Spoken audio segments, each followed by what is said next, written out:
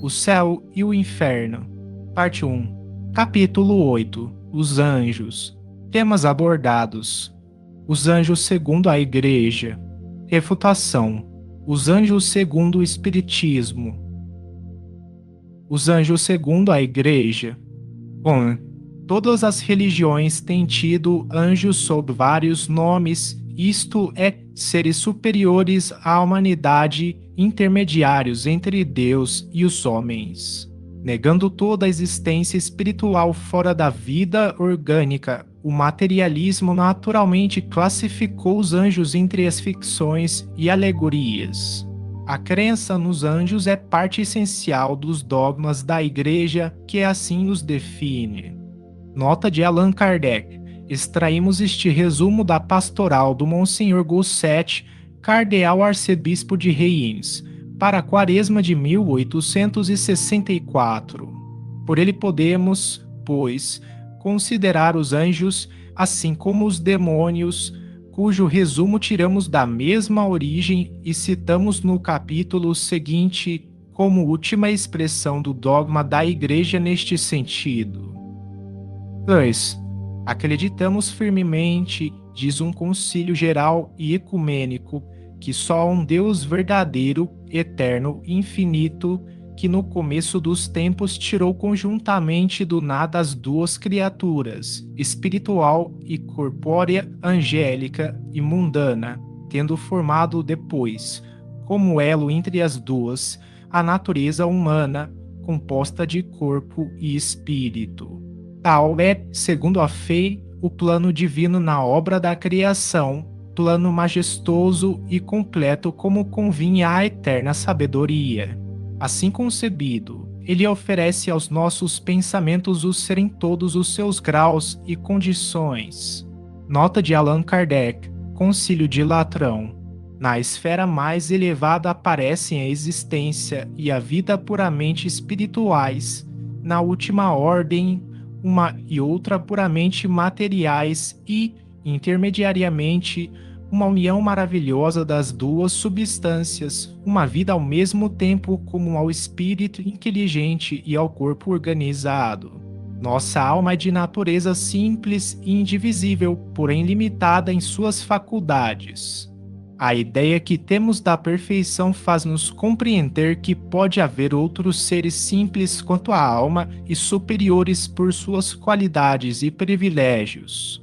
A alma é grande e nobre, porém está associada à matéria, servida por órgãos frágeis e limitada no poder e na ação. Por que não haver outras ainda mais nobres, libertas dessa escravidão, dessas peias e dotadas de uma força e atividade maiores e incomparáveis? Antes que Deus houvesse colocado o homem na terra para conhecê-lo, servi-lo e amá-lo, não teria já chamado outras criaturas, a fim de cumprir a corte celeste e adorá-lo no auge da glória? Deus, enfim, recebe das mãos do homem os tributos de honra e homenagem deste universo. É agudo, portanto, de admirar que receba das mãos dos anjos o incenso e as orações do homem? Se, pois, os anjos não existissem, a grande obra do Criador não patentearia o acabamento e a perfeição que lhes são peculiares. Este mundo, que atesta a sua onipotência, não fora mais a obra-prima da sabedoria, nesse caso a nossa razão, posto que fraca, poderia conceber um Deus mais completo e consumado. Em cada página dos sagrados livros, do Velho como do Novo Testamentos, se fez menção dessas inteligências sublimes, já em piedosas invocações, já em referências históricas. A sua intervenção aparece manifestamente na vida dos patriarcas e dos profetas. Serve-se Deus de tal ministério, ora para transmitir a sua vontade, ora para anunciar futuros acontecimentos, e os anjos são também quase sempre órgãos de sua justiça e misericórdia. A sua presença ressalta das circunstâncias que acompanharam o nascimento, a vida e a paixão do Salvador, a sua lembrança é inseparável da dos grandes homens, como dos fatos mais grandiosos da antiguidade religiosa. A crença nos anjos existe no seio mesmo do politeísmo e nas fábulas da mitologia, porque essa crença é tão universal e antiga quanto o mundo. O culto que os pagãos prestavam aos bons e maus gênios não era mais que falsa aplicação da verdade, um resto degenerado do primitivo dogma. As palavras do Santo Concílio de Latrão contêm fundamental distinção entre os anjos e os homens. Ensinam-nos que os primeiros são puros espíritos, enquanto os segundos se compõem de um corpo e de uma alma, isto é, que a natureza angélica subsiste por si mesma não só sem mistura como dissociada da matéria, por mais vaporosa e sutil que se suponha, ao passo que a nossa alma, igualmente espiritual, associa-se ao corpo de modo a formar com ele uma só pessoa, sendo tal e essencialmente o seu destino. Enquanto perdura tão íntima ligação de alma e corpo, as duas substâncias têm vida comum e se exercem recíproca influência. Daí não poderá a alma libertar-se completamente das imperfeições de tal condição.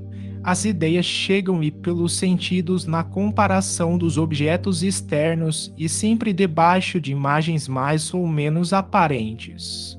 Isso porque a alma não pode contemplar-se a si mesma, nem conceber Deus e os anjos sem atribuir-lhes forma visível e palpável. O mesmo se dá quanto aos anjos, que para se manifestarem aos santos e profetas hão de revestir formas tangíveis e palpáveis. Essas formas, no entanto, não passavam de corpos aéreos que faziam mover-se e identificar-se com eles, ou de atributos simbólicos de acordo com a missão a seu cargo. Seus movimentos não são localizados nem circunscritos a limitado e fixo ponto do espaço, desligados integralmente do corpo, não ocupam qualquer espaço ou vácuo, mas assim como a nossa alma existe integral no corpo e em cada uma de suas partes, assim também os anjos estão, e quase que simultaneamente, em todos os pontos e partes do mundo. Mais rápidos que o pensamento, podem agir em toda parte num dado momento, operando por si mesmos sem outros obstáculos, senão os da vontade do Criador e os da liberdade humana. Enquanto somos condenados a ver pouco a pouco e limitadamente as coisas externas, enquanto as verdades sobrenaturais se nos afiguram enigmas num espelho, a frase de Paulo, eles, os anjos, veem sem esforço o que lhes importa saber e estão sempre em relação imediata com o objeto de seus pensamentos. Os seus conhecimentos são resultantes não da indução e do raciocínio, mas dessa intuição clara e profunda que abrange de uma só vez o gênero e as espécies deles derivadas, os princípios e as consequências que deles decorrem. A distância das épocas, a diferença de lugares, como a multiplicidade de objetos, confusão alguma podem produzir em seus espíritos. Infinita, a essência divina é incompreensível, tem mistérios e profundezas que se não podem penetrar, mas em lhe serem defesos os desígnios particulares da providência, ela lhe-os desvenda quando em certas circunstâncias são encarregados de os anunciarem aos homens. As comunicações de Deus com os anjos e destes entre si não se fazem como entre nós por meio de sons articulados e de sinais sensíveis. As puras inteligências não têm necessidade nem de olhos para ver, nem de ouvidos para ouvir, tampouco possuem órgão vocal para manifestar seus pensamentos.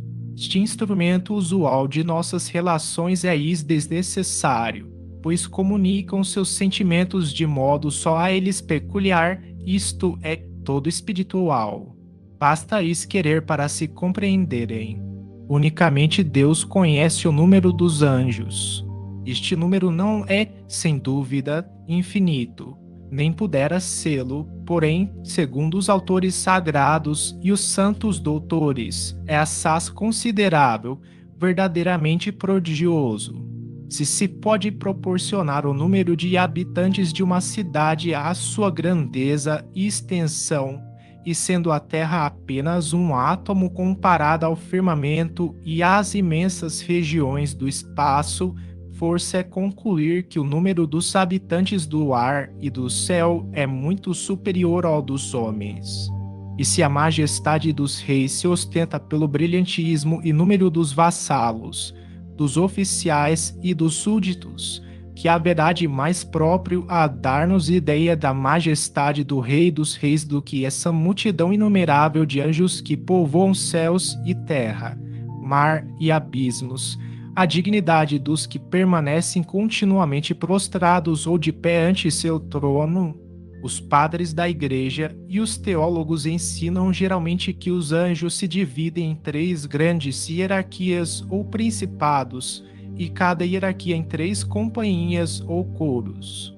Os da primeira e mais alta hierarquia designam-se conforme as funções que exercem no céu. Os serafins são assim designados por serem como que abrasados perante Deus pelos ardores da caridade.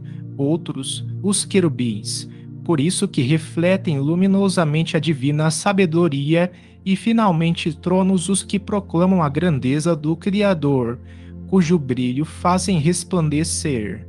Os anjos da segunda hierarquia recebem nomes consentâneos com as operações que se lhes atribuem no governo geral do universo, e são as dominações, que determinam aos anjos de classes inferiores suas missões e deveres, as virtudes, que promovem os prodígios reclamados pelos grandes interesses da Igreja e do gênero humano, e as potências, que protegem por sua força e vigilância as leis que regem o mundo físico e moral.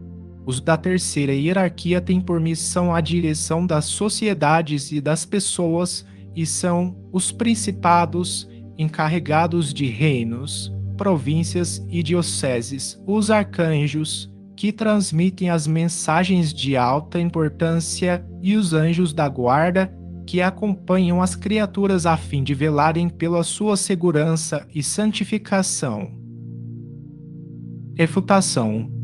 3. O princípio geral resultante dessa doutrina é que os anjos são seres puramente espirituais, anteriores e superiores à humanidade, criaturas privilegiadas e votadas à felicidade suprema e eterna desde a sua formação, dotadas, por sua própria natureza, de todas as virtudes e conhecimentos, nada tendo feito, aliás, para adquiri-los. Estão, por assim dizer, no primeiro plano da criação, contrastando com o último, onde a vida é puramente material, e, entre os dois, medianamente existe a humanidade, isto é, as almas, seres inferiores aos anjos e ligados a corpos materiais. De tal sistema decorrem várias dificuldades capitais. Em primeiro lugar, que vida é essa puramente material? Será da matéria bruta? Mas a matéria bruta é inanimada e não tem vida por si mesma.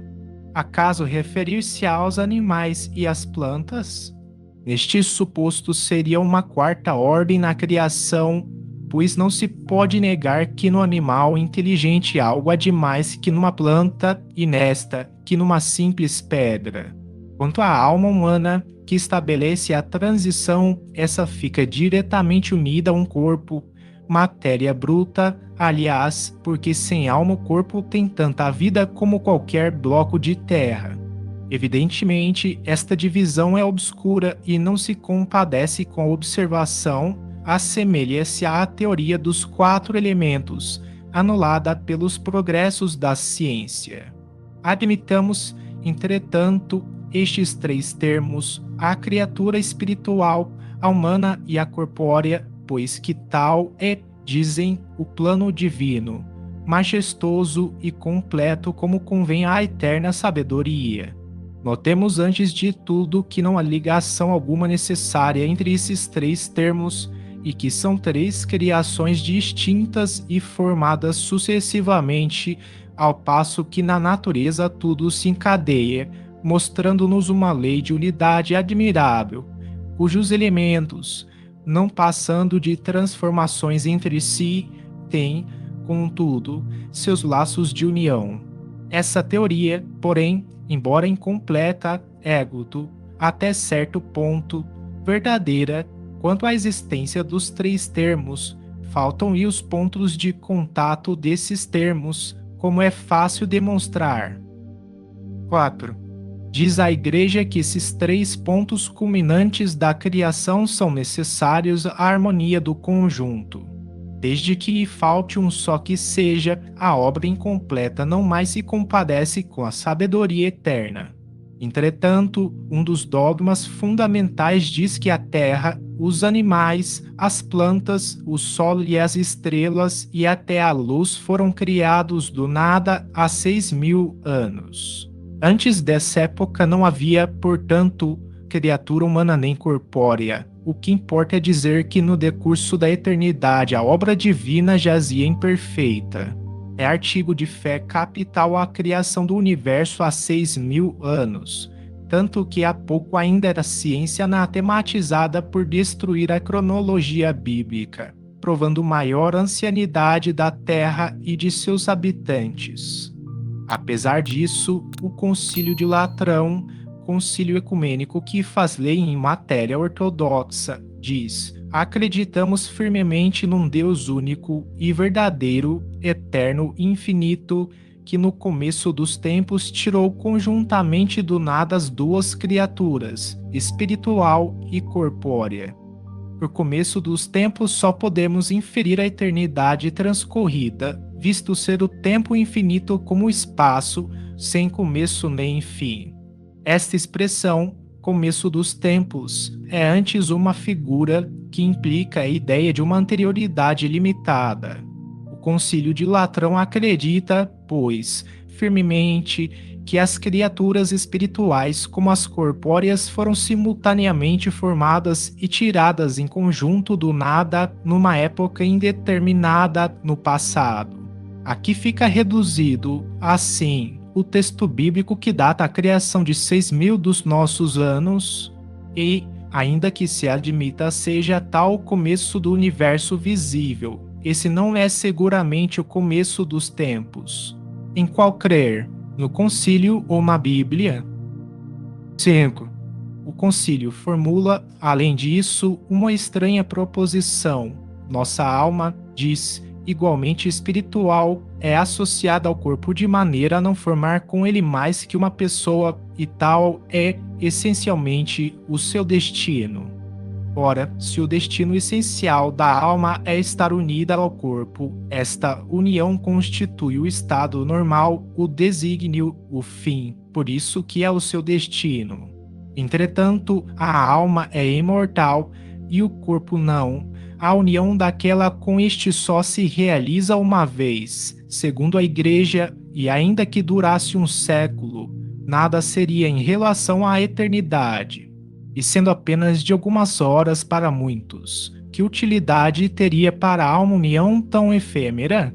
Mas que se prolongue essa união tanto quanto se pode prolongar uma existência terrena, e, ainda assim, poder-se afirmar que o seu destino é estar essencialmente integrada ao corpo? Não, essa união mais não é na realidade do que um incidente, um estádio da alma, nunca o seu estado essencial.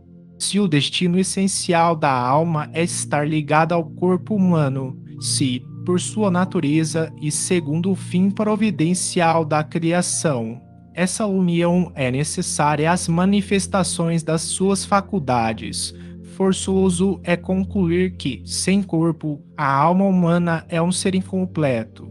Ora, para que a alma preencha os seus desígnios, deixando um corpo, preciso se faz que tome um outro, o que nos conduz à pluralidade forçada das existências, ou, por outra, à reencarnação, à perpetuidade. É verdadeiramente estranhável que um concílio, havido por um dos luminares da Igreja, tenha a tal ponto identificado os seres espiritual e material de modo a não subsistirem por si mesmos, pois que a condição essencial da sua criação é estarem unidos. 6. O quadro hierárquico dos anjos nos mostra que várias ordens têm, nas suas atribuições, o governo físico do mundo e da humanidade, para cujo fim foram criados.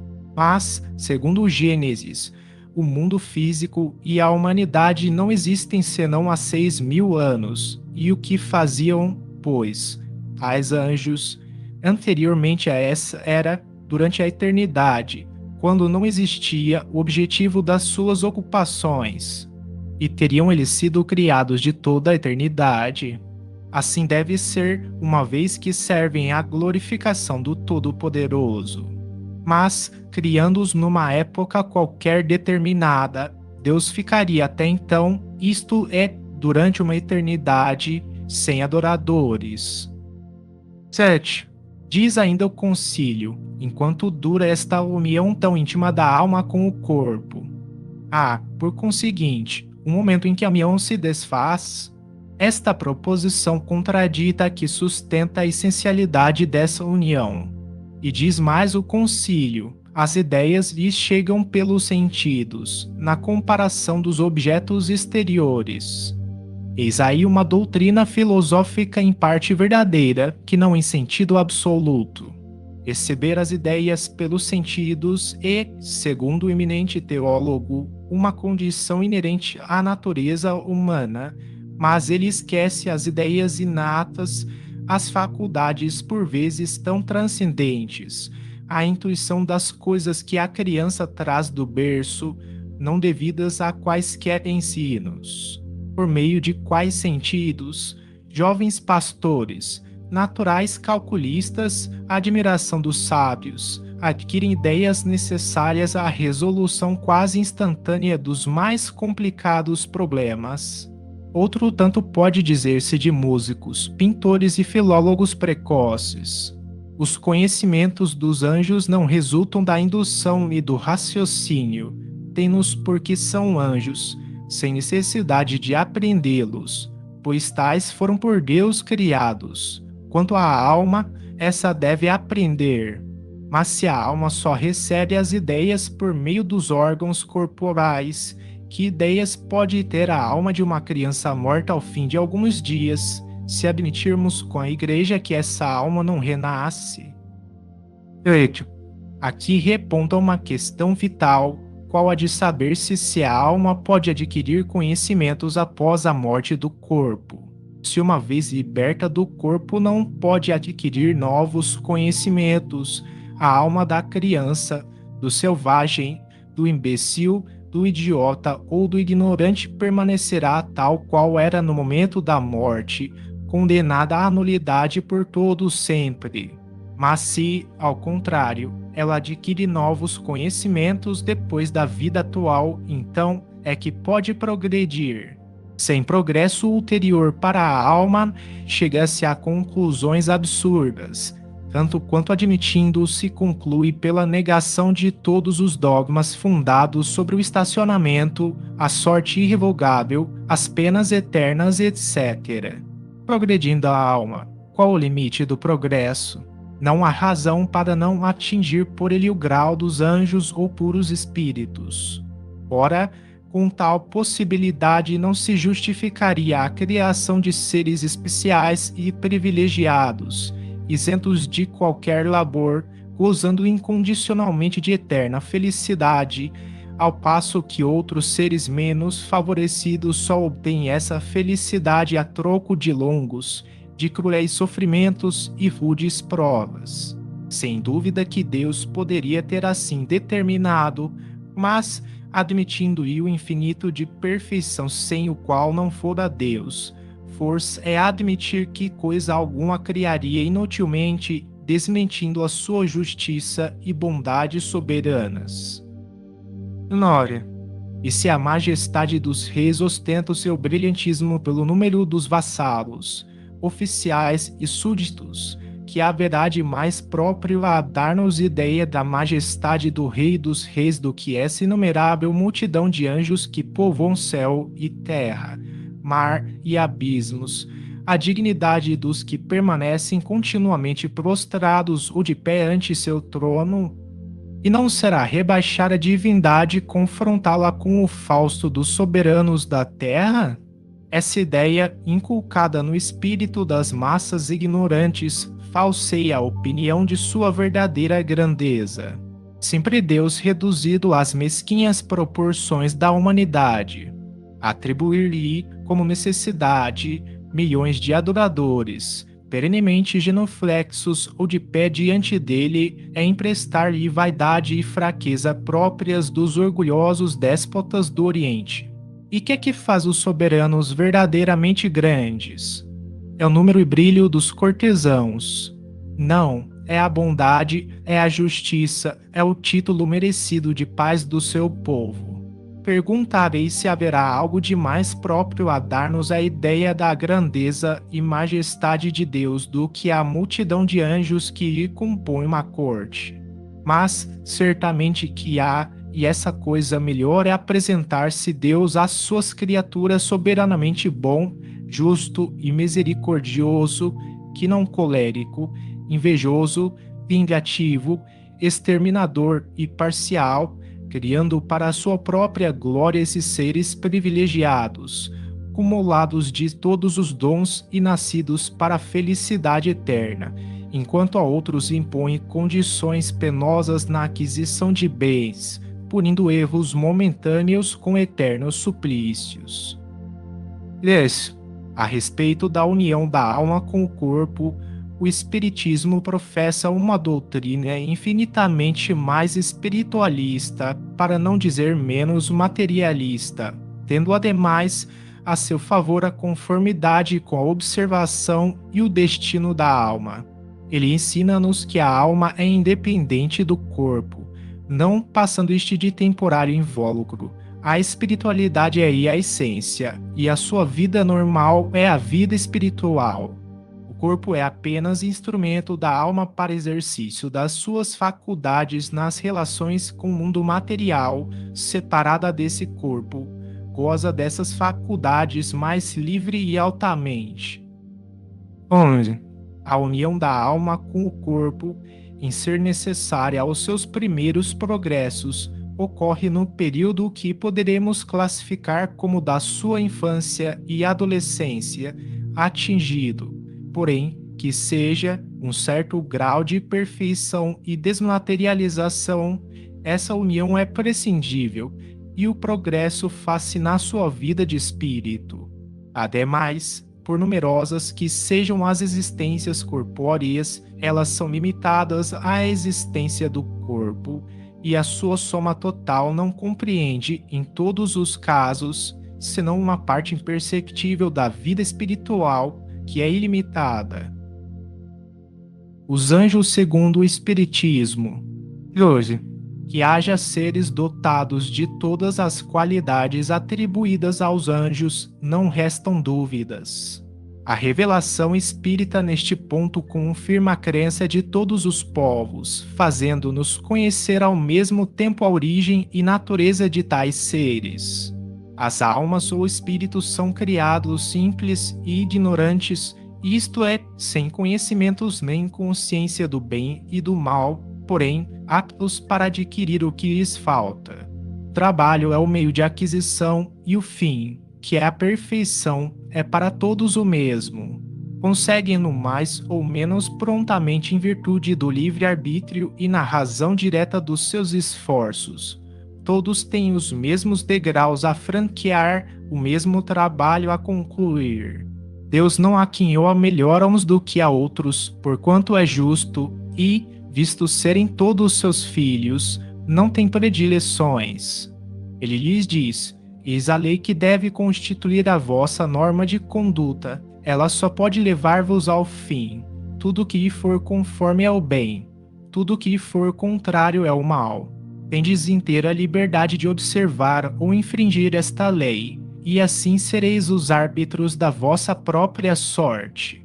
Conseguintemente, Deus não criou o mal, todas as suas leis são para o bem, e foi o homem que criou esse mal, divorciando-se dessas leis. Se ele as observasse escrupulosamente, jamais se desviaria do bom caminho. 13. Entretanto, a alma, qual criança, é inexperiente nas primeiras fases da existência e daí o ser falível. Não lhe dá Deus essa experiência, mas dá-lhe meios de adquiri-la. Assim, um passo em falso na senda do mal é um atraso para a alma que, sofrendo-lhe as consequências, aprende a sua custa o que importa evitar.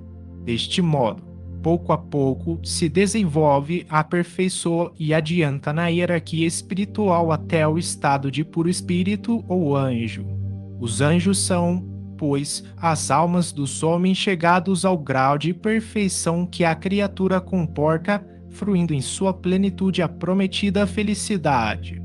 Antes, porém, de atingir o grau supremo, gozam de felicidade relativa ao seu adiantamento, felicidade que consiste não na ociosidade, mas nas funções que a Deus apraz confiar-lhes e por cujo desempenho se sentem ditosas, tendo ainda nele um meio de progresso.